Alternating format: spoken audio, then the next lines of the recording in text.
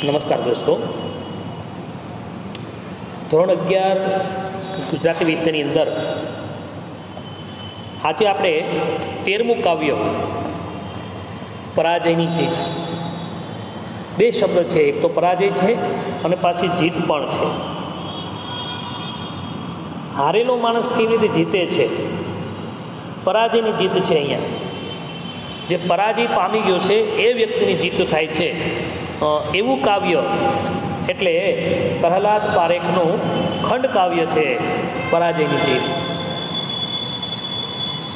કવિનો પરિચય પ્રાપ્ત કરીએ તો પ્રહલાદ પારેખનો જન્મ 12-10-1912 અને અવસાન 2-1-1962. કવિ પ્રહલાદ પારેખનો જન્મ ભાવનગરમાં થયો હતો. તેઓના ઘડતરમાં ભાવનગરની દક્ષિણામૂર્તિ સંસ્થાનો મુખ્ય ફાળો રહ્યો છે. શ્રી નાનાભાઈ ભટ્ટ તેમજ શ્રી હરભાઈ ત્રિવેદી જેવા શિક્ષણવિદો પાસે તેઓ સંસ્કાર ઘડતર પામેલા. ગુજરાતી સાહિત્યમાં 1940 પછી એમના બારી બહાર કાવ્ય સંગ્રહથી સૌંદર્યાભિમુખ કાવ્યધારા શરૂ થયો. બારી બહાર સંગ્રહની બીજી આવૃત્તિમાં એમના સરવાણી કાવ્ય સંગ્રહના કાવ્યો સમાવી લેવાયા છે. પ્રકૃતિ અને માનવ પ્રેમના ગીતો તેમજ છંદોબદ્ધ કાવ્યો ઇન્દ્રિયગ્રાહી અભિવ્યક્તિ તેમજ નિરાળી લય સમૃદ્ધિથી વિશેષ ધ્યાનપાત્ર બન્યા છે. ઉમાશંકર જોશીની પ્રસ્તાવનાનો લાભ આ સંગ્રહને મળ્યો છે. રાજકુમારની શોધમાં તેમજ કરુણાનો સ્વયંવર જેવી દીર્ઘ બાળ વાર્તાઓ પણ તેમણે આપી છે. કવિ પ્રહલાદ પારેખ પ્રસ્તુત ખંડ કાવ્યમાં કલિંગના યુદ્ધને વિજય તરીકે નિરૂપ્યું છે. કલિંગનું યુદ્ધ, સમ્રાટ અશોક આખા વિશ્વને જીતવા માટે જ્યારે નીકળે છે અને છેલ્લે જ્યારે મગધના રાજવી અશોક કલિંગ પર આક્રમણ કરે છે, ભયંકર માનવ સંહાર કરે છે, એમની વાત આ ખંડ કાવ્યની અંદર રજૂ કરવામાં આવી છે. સમ્રાટ અશોકે કલિંગ નગરી પરનો પોતાનો વિજય પ્રત્યક્ષ નિહાળ્યો છે. કલિંગને એમણે હરાવી દીધી છે. ત્યારબાદ એ પોતે વિજય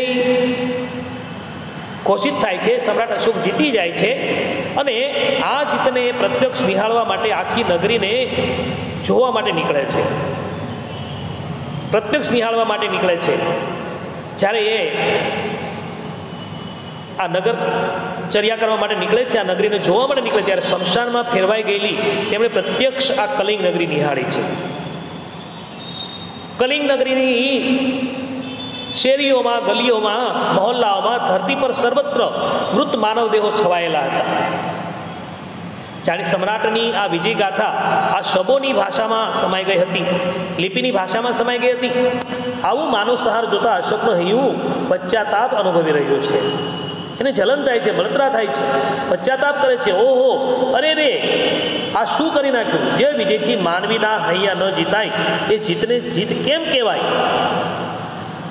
તલવારની ધારથી મેળેલા વિજયની હારમાં અશોકને પોતાની હાર, પરાજયની પ્રતીતિ થાય છે. અશોકનું જે ખડગ છે, એમની જે હસી છે, એમની જે તલવાર છે, એ તલવારની ધારે એમણે કલિંગને જીતી લીધું છે. પણ અહીંયા એ હારમાં અશોકને પોતાની હાર એટલે કે પરાજયની પ્રતીતિ થાય છે.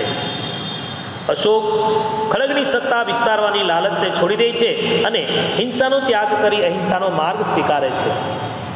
ઊંડા મનોમંથન પછી સમ્રાટ અશોકે કરુણા અને પ્રબુદ્ધતા બૌદ્ધ ધર્મનો સ્વીકાર કર્યો છે. જગતભરમાં કરુણા અને અહિંસાનો સંદેશો ફેલાવ્યો છે. આ કાવ્યમાં ગંભીર વિષયની પસંદગી હોવા છતાં કેન્દ્રવર્તી ચરિત્રનું મનોમંથન એટલે કે અશોકનું હૃદય પરિવર્તન, સમ્રાટ અશોકનું હૃદય પરિવર્તન જે છે એ એમનો કેન્દ્રવર્તી મનોમંથન છે. ભાવોનું નિરૂપણ અને અનુકૂળ છંદોની પસંદગીને કારણે આ ખંડ કાવ્ય આસ્વાદ્ય બની રહ્યું છે. ખૂબ જ બધાએ પસંદ કર્યું છે, બધાને ગમ્યું છે. શરૂઆત કરીએ કાવ્યની. થયું ખતમ યુદ્ધને સકલ શોર તેનો સમય. પ્રહલાદ પારેખ કહે છે, કલિંગ પડ્યું અશોક નૃપ પામ્યો છે જય. ભયંકર હતી લડાઈ સહુ નાદ શસ્ત્રો તણા. ભયાનક હતા વૃતાંત કરતો તહી તાંડવ. બધાય મધુરા સ્વરો જીવનના ગયા તા ડૂબી. પ્રચંડ અતિ યુદ્ધના ગરજતા મહાનાદમાં. શમ્યો બહુ દિનો પછી પદ પ્રહાર એ તાંડવી. પરાજિત કલિંગમાં ચૂપકીદી સવાઈ રહી, પરંતુ ચૂપકીદી એ ભયદ યુદ્ધથી હતી નિરાશ નગરી હતી, નયન નીરને ઢાળતી. યુદ્ધ પૂરું થતાં ચારે બાજુ અવાજ શમી જાય છે. થયું યુદ્ધ, થયું ખતમ યુદ્ધને સકલ શોર તેનો શમ્યો. યુદ્ધ પૂરું થતાં ચારે બાજુ અવાજ શમી જાય છે. કલિંગ પડ્યું, કલિંગ હારે છે ને અશોક રૂપ પામ્યો છે જય. સમ્રાટ અશોક રાજા ત્યાં જીતી જાય છે. ભયંકર હતી લડાઈ, આ લડાઈ ભયંકર હતી. સહુનાદ શસ્ત્રોતણા, શસ્ત્રોનો ભયંકર અવાજ આવતો હતો. ભયાનક હતા કૃતાંત કરતો તાંડવ યહી. યમ જાણે કે ત્યાં તાંડવ નૃત્ય કરી રહ્યો હોય એવું દ્રશ્ય પ્રહલાદ પારેખ આપણી સામે રજૂ કરે છે. બધાય મધુરા સ્વરો જીવનના ગયા હતા ડૂબી. જીવનના બધા જ મધુરા સ્વરો યુદ્ધના પ્રચંડ ગરજતા મોટા અવાજમાં ડૂબી ગયા હતા. પ્રચંડ અતિ યુદ્ધના ગરજતા મહાનાદમાં ડૂબી ગયા હતા. શમ્યો બહુ દિનો પછી પદ પ્રહાર એ તાંડવી. ઘણા દિવસો બાદ આ તાંડવી ભયંકર પગનો પ્રહાર શમી ગયો છે. પરાજિત કલિંગમાં ચૂપકીદી સવાઈ રહી. કલિંગ રાજ્યમાં ચૂપકીદી સવાઈ ગઈ છે. કારણ કે કલિંગ કેવું છે તો કે હારેલું કલિંગ નગરી છે, એ હારી ગયું છે. તેના કારણે રાજ્યની અંદર એકદમ શાંતિ, ચૂપકીદી, કોઈ બોલતું નથી, કોઈ પણ પ્રકારનો અવાજ આવતો નથી, એકદમ શાંતિ છવાઈ ગઈ છે. નિરાશ નગરી હતી, નયન નીરને ઢાળતી, અતિ બિન સહાય એ કરુણ આજ તેની સ્થિતિ. પરંતુ આ ચૂપકીદી યુદ્ધ કરતાં પણ વધારે ભયંકર હતી. નગર જાણે કે નિરાશાથી પોતાની આંખોમાંથી આંસુ વહાવી રહ્યું હતું. નયન નીરને ઢાળતી, બિન સહાય, અતિ બિન સહાય એ કરુણ આજ તેની સ્થિતિ. સમૂળ ઉખડી ગયેલે મૃદુ વેલસીએ પડી, ભાગોળે છે વિજય શિબિરે આજ સમ્રાટ તેના. આખું નગર કેવું બની ગયું છે? અતિબિન આખું નગર અસહાય બની ગયું છે. તેની સ્થિતિ દયાજનક છે, કરુણાજનક બની ગઈ છે. કોમળ વેલની જેમ એ ઉખડીને પડી રહ્યું છે. જાણે કોઈ મૃદુ વેલ છે એ ઉખડી ગઈ હોય, કોમળ, જેના મૂળિયા હજી ઊંડા નથી ઉતર્યા, એકદમ મૃદુ છે, કોમળ છે, અને કોઈ મૂળ સમેત ઉખાડી લીધીને ફેંકી દીધી હોય એવી આજે કલિનગરી છે એ ઉજ્જળ બની ગઈ છે, નિસહાય બની ગઈ છે, અસહાય બની ગઈ છે. વાગોળે છે વિજય શિબિરે સમ્રાટ આજ સમ્રાટ તેના, દીપ્તિ તેના નયન મહી છે દર્પ કેરી ભરેલી. સમ્રાટ અશોક પોતાની શિબિરમાં બેઠો બેઠો પોતાના વિજયને વાગોળી રહ્યો છે. વાગોળવું, યાદ કરી રહ્યો છે કે કેવી રીતે આ વિજય મળેલો છે. એમને યાદ કરે છે, એમને જે વિજય મળ્યો છે એ વિજયને એ વાગોળી રહ્યા છે, યાદ કરી રહ્યા છે. દીપ્તિ તેના નયનમહી છે દર્પ કેરી ભરેલી. તેની આંખોમાં અભિમાનની તેજ ચમકી રહ્યું છે.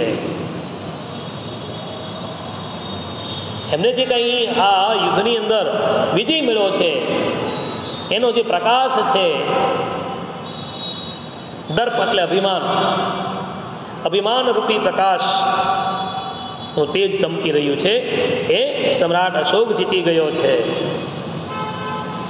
પછી જોવું જાતે વિજય નૃપને સ્ફુરે સંસ્ફુરે ઉર્મી એવી, જોવું જાતે મગધ અસીની ધાર છે તીક્ષ્ણ કેવી. આ વિજયને વાગોળતા વાગોળતા એને એમ થાય છે કે રાજાને એવું થયું કે હું જાતે જઈને પોતાનો વિજય નિહાળું, અને મગધની જે મગધના સૈન્યની જે તલવાર છે એ તલવારની ધાર કેવી છે, તીક્ષ્ણ ધારદાર છે, એ જઈને જોઉં તો ખરો. એ નિહાળવા માટે સમ્રાટ અશોક હવે કલિંગ નગરીની અંદર જાતે જાય છે. અહીંયા સુધી રાખીએ છીએ. ત્યારબાદ પછીના ભાગની અંદર આગળનું કાવ્ય આપણે આગળ ચલાવીશું.